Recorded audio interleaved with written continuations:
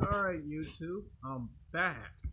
Now, normally I don't make YouTube videos at nighttime because that's when I watch TV or film or I be in the bed, but I promised I was going to make a part 2 about Sex Talk 101. She's sexy, but she's feminist part 2. And I did say in the last video that I would talk about how they extract revenge in the job world. So let's part 2 and let's get on to. Now I promise you this video won't be as long as the first one. Now, I know the first one was 29 minutes and y'all like, damn Alex, why the video gotta be a half an hour long? That was a lot of information. That was a lot of ground to cover. This one, I'm gonna try to make it between 10 to 15 minutes, maybe 17 minutes if possible. So that way you guys don't be scratching your head like, man, Alex, that's too much time for a video. So let's get into it. Now, after a while, when these women are done with high school, college, and they get into the real world, aka the workforce, these women try to make this determination to become managers, assistant managers, supervisors, assistant supervisors at all the places you go to. It could be H&M, the Gap, H&M, the Gap, Old Navy. It could be Target. It could be Macy's, J.C. Penney's, Forever 21. It could be what's another good store we got? Ross, Kmart, Walmart. You know, once upon a time they had two stores one called Kmart, one called Walmart. Perhaps you remember these stores before they went out of business. Toys R Us, which is still here but soon will no longer be here. And of course, let's not forget Baskin Robbins. Let's not forget cell phone companies like AT&T. Yeah, AT&T. Mintrol PCS, T-Mobile, Boost Mobile, Verizon Wireless, all these cell phone companies. And about 99.99% of the time, these females, these women that were rejected in high school and college, work at these jobs. And then here comes someone like you or me who coming in for a job interview. And, you know, you can go to CVS, you can go to Ralph's, you know, you can go to all these grocery stores. Same thing with them, the $3 store, the 99-cent store. You go to these places, and what you find out is they're managers. Now, whenever a comic comedian says, how come every time I go for a job interview, the girl is always fat and ugly, skinny or ugly, or tall and ugly, or short and ugly? Why can't she be somewhat physically, sexually attractive? Because the super sexy, hot, attractive women that are 8s, 9s, and 10s, those females are so good looking that they get corporate jobs. You know, places that are like considered franchises. Like you would have to get a job working for the Los Angeles Lakers basketball board of operations to see a hot, attractive female. Or the Los Angeles Clippers basketball organization. Or if it's football, you know, the New England Patriots, you know, board of operation. You would have to go to a higher level of careers to see the women that are 8s, 9s, and 10s. When you go for jobs that are for 9 to 5, you usually get women that are fat and ugly. And usually that's who's the manager, the assistant manager, supervisor, the assistant supervisor. And a lot of times these women are the ones who do the hiring and the firing a lot of times. Now, if you remind them of someone that they went to high school and college with, it's going to be a very difficult transition for you to get a job. Because these women can't seem to let go of the fact, I wanted the hot basketball player or the hot football player, and he rejected me with the quickness, so I want revenge. And you like, well, what does you want revenge got to do with me trying to get some employment? This is what you say. This is what I say. What does You getting revenge from 10 or 15 or even 20 years ago had to do with me getting the job. That's how you find out that the girl that's a manager, an assistant manager, a supervisor, or an assistant supervisor is a feminist. Now, this is something that the pickup artist community fails to tell you in these pickup artist seminars that you spend $500, $1,000, $2,000, $3,000, $4,000, up to $10,000 of your money you spend. They don't tell you this. There's 4 different stages of a woman being quote unquote feminist.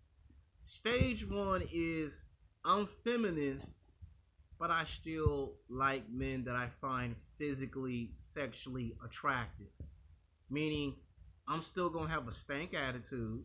I'm still gonna have too many tattoos, too many body piercings. I'm gonna wear jeans instead of a dress. Or if I wear a dress, I wear the shortest dress I can wear. And have my hair cut short and be all skank with it, but I still like men. It's just like Midtown. The only difference between feminist and Midtown is that Midtown likes to bring awareness to men who get screwed over, in this country. Feminist is a group of individuals that say, I want my seat at the table. Not only I want to sit at the table, I also want my 2 or 3 or even 4 slices of homemade apple pie. Basically, I want the whole 4 slices of apple pie, basically. But I still want to date the most hottest, physically, sexually attractive men on the planet. That's stage 1 of a feminist. So them you don't have to worry about. Then there's stage 2 feminists. The girls that are fat and ugly, not physically, sexually presentable. The ones that can't get over the fact that it's been 10 years, 15 years, 20, hell, 25 years. And they still want revenge on the basketball players, the football players, the baseball players, the soccer players, the guys that run track, the guys on the swimming team who never ask them out to lunch and dinner, that don't find them physically, sexually attractive. These women blackmail you at your job. Now, in places like Los Angeles, California, New York City, places like that as a big city, it never occurs. But in small little countries, well, not countries, but small little city states, like we'll probably say, if not Cleveland, Ohio, not Tennessee, but maybe Memphis, states like that, you get a case where there's a girl, 200 pounds or 300 pounds or 400 pounds, and she'll blackmail a guy that she hired on a job. And she'll tell the guy, if you don't break me off of no McDonald's McLovin, I'll fire you. And you won't have no job. Now, in those small little towns, how do you say no to that? Where do you find the courage to do it, knowing that this is not someone you find physically, sexually attractive? So, if you're a white guy or an Asian guy or a Latino guy, you probably go in the bathroom, you throw up, and you lose your lunch, and you probably won't even have dinner 4 hours later. You won't even have dinner, because just the idea of someone blackmailing you to make them have some McDonald McLovin makes you sick to your bloody stomach. But it happens in those little towns, like you see in those horror movies, like Texas Chainsaw Massacre. It's a complete desert. It happens in them type of places. Places like Los Angeles, no. Places like New York City, depending on the location of New York City. That's your level 2 feminist. And sometimes these fat, ugly women usually have like 2,000, 3,000, 4,000, anywhere between 10,000 to like maybe $20,000 on average, and they'll go throw money at you to give them some McDonald's McLovin. See, this don't affect black men. Because black men get stereotyped all the time in the news media, so it don't affect black men. But, white guys and Latino guys and Asian guys that don't do this type of behavior, if you get blackmailed, it's because of that. In a lot of cases, they'll pay, and that's where the word male gigolo come from. You ever seen that movie in the 1990s, Deuce Bigelow, Male Gigolo, with that actor comedian Rob Schneider, where he saw a guy that was a professional male gigolo and he got paid money to basically screw everything? Well, it'd be something like that. Except for when you get money thrown at you, a lot of the guys be like, you couldn't pay me $20 to do that. So then they say, how about I throw $10,000 at you? Now, some guys be like, I could do a lot with $10,000. So that's what level 2 feminist women will do. Then you have your level 3s and your level 4 feminists. The ones that'll say, I'm going to blow up your house. I'm going to blow up your car. You better not go out for lunch or dinner because I'm going to food poison you. Or I'm going to report you to H&R.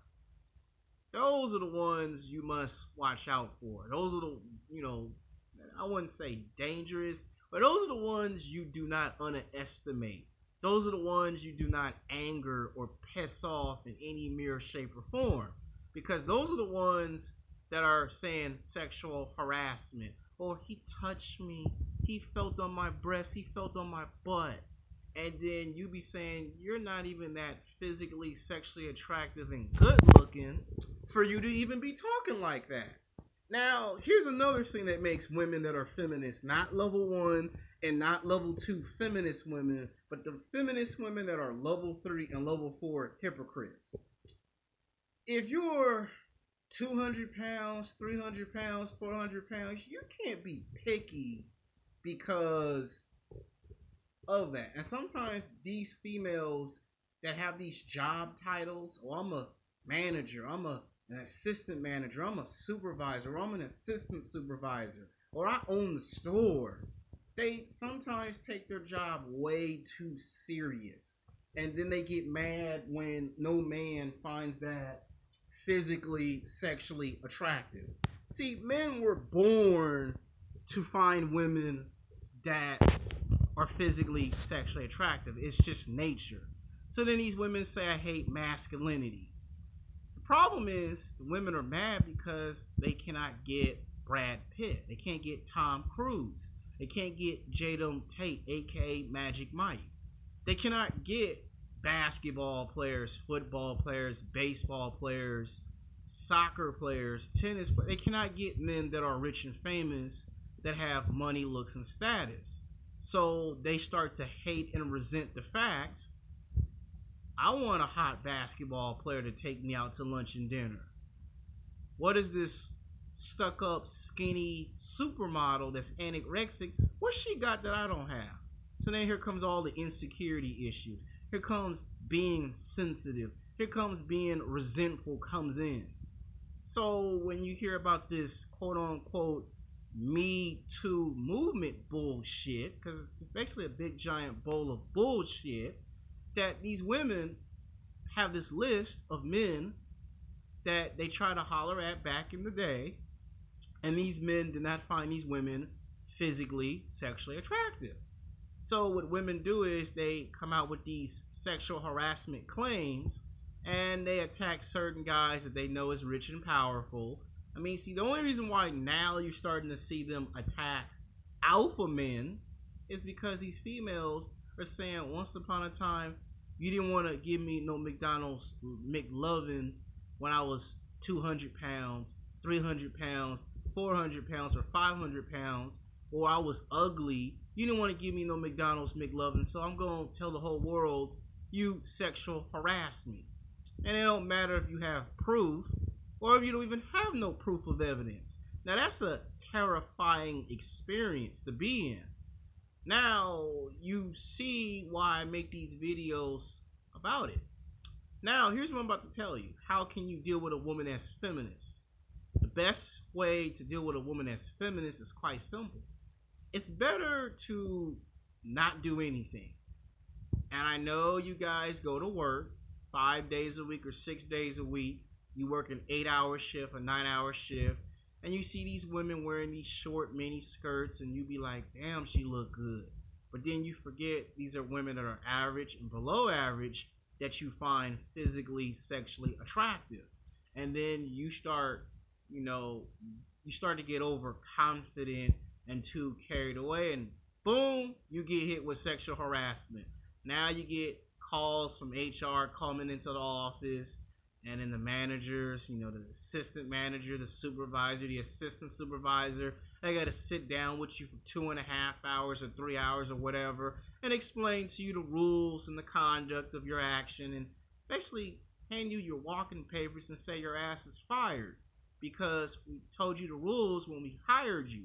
Even if you get on to the MTA bus transportation, you get some women or bus drivers that are feminists. You get on the bus and they just look at you in such disgust. And you be like, all I did was pay my fare. Why you looking at me like something wrong with me? Or you get on the train, they look at you all funny looking and shit. That's because these females are stuck on, I want Brad Pitt, I want Tom Cruise. Now, it is detrimental to the psyche of the brain to think like that. Meaning, when these women get in their 30s, in their 40s, even if they're 50 years old, they still have this mentality. And it's detrimental because by the time these women now want to get in a relationship with a man, two things happen to women that are feminists. If you're a level 3 or level 4, there's no hope for you because no man will talk to no woman who thinks she can have power and dominance over him. So if you're a feminist level 3 or level 4, no hope for you. If you're a feminist level 1 or level 2, there might be some hope for you to come to the light. Now, some people might say, Alex, how is it that you can say a woman that's a feminist level 1 or level 2 can be saved, but if a woman is a feminist level 3 or level 4, they can't be saved because it goes by age range. If you get a young girl from the age of 18 to 29 that claims she's feminist, that's because she's seeing it in television and film and media. Facebook, Twitter, Instagram, Snapchat, that bullshit. If the woman is between the ages of 35 to 55 or 60, yeah, you ain't gonna be able to save them. So don't be trying to waste all your energy trying to be a superhero and all that other shit, because then you get hit with sexual harassment. When a woman starts acting out in public, just saying shit, that's probably a level 3 feminist. Oh, he touched me. He looked at my big butt. And that's when you got to be careful and grow eyes in the back of your head. Now, not all women are not feminists. Before any smart ass come into the video and say, Alex, not all women are like that or not all women think like that, I never said that in the video. What I said was, I'm giving you a description of the different stages. Now, there was a YouTuber by the name of KelCat34 who's no longer on YouTube. He terminated his channel 2 years ago, and he had sex with a fat Latino girl that was feminist. Big booty, big titties, had a fat gut. She was as feminist as they get, and he smashed a feminist girl. And he said because he was physically, sexually attractive, she wasn't, trying to, single him out. So that's why I say it depends. Now, women who say they're feminists, but then they have all the tattoos and the piercings, those women want some attention. So that's why they say, crazy extreme stuff, because they want the attention. And as soon as a man that plays basketball or football or baseball, or he's a bodybuilder, a weightlifter, or a power lifter, pays attention to her, then she's no longer feminist. Or she'll be feminist on the outside, but on the inside, she wants a masculine, dominant man. She just don't want the women in the group to find out she's sold out. So once she gets a taste of that McDonald's McLovin, then they kick her out of the group because she betrayed the sisterhood. That's when it's woman versus woman. Even if someone tries to make the claim, well, she cut her hair off and she's bald-headed, or she cut her hair short. Look, you still got some men that will look at some females, even if they're feminists, and go, well, I'll just pump and dump. That actually does happen. If she's feminist, That's the next thing that happens to a woman that she's feminist. The guy will pump and dump, meaning I'll smash. So what if she cut her hair short? So what if she wearing a short mini skirt and she got all them tattoos and piercings and she all feminist to the core? I'll pump and then I'll dump. And if it's an alpha male, it'll take about 15, maybe 20, maybe 25, 30 years before she talk about how he did her wrong. But if you're not physically sexually attractive, it's gonna happen just like that. That's why you see what happened to Morgan Freeman. So I hope this explains a lot in this second half of the video. It pays that if you get a job, try to see if you can get a man that is a male supervisor, an assistant supervisor, a manager, or an assistant manager if you can help it. You got some women that are teachers that are feminists, meaning they'll give you a B minus or a C minus just because you're a man. And you might go, I studied, I did what I was supposed to do. See if you can try to find you a male teacher if you're in high school and college. I'm just trying to explain to you how you identify a feminist. If they snap their fingers, they roll their eyes, they think they can kick your ass in a street fight, they work for 10 years and they don't have no kids, those are all red flags that you're dealing with a woman that's feminist. Now, it ain't just black women. You got some Latino women that think feminist. You got some white women that think feminist. And there was a black woman who wrote a book that's about 15 or 16 years ago. The name of the book's called Reasons Why Men Love Women That Are Bitches. Now, the reason why the woman wrote the book was to say that heterosexual men like me or you are hypocrites.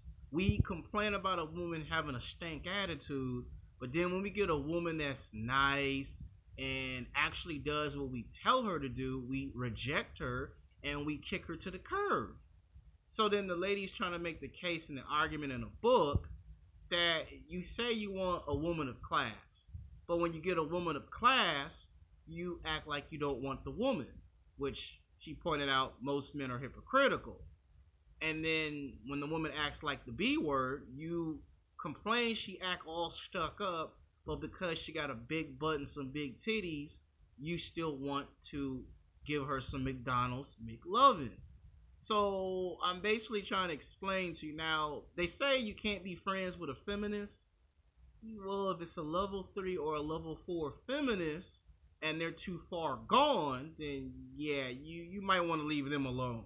If it's a level 1 or a level 2 feminist, you know, you might be able to pull something off. Then you got the guys that go, I just won't mess with none of them.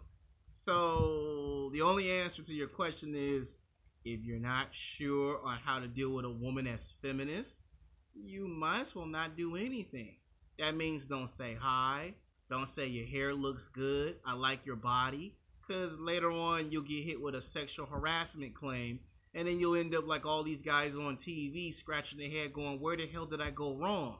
So I made this video as part 2. I hope this explains the phenomenon.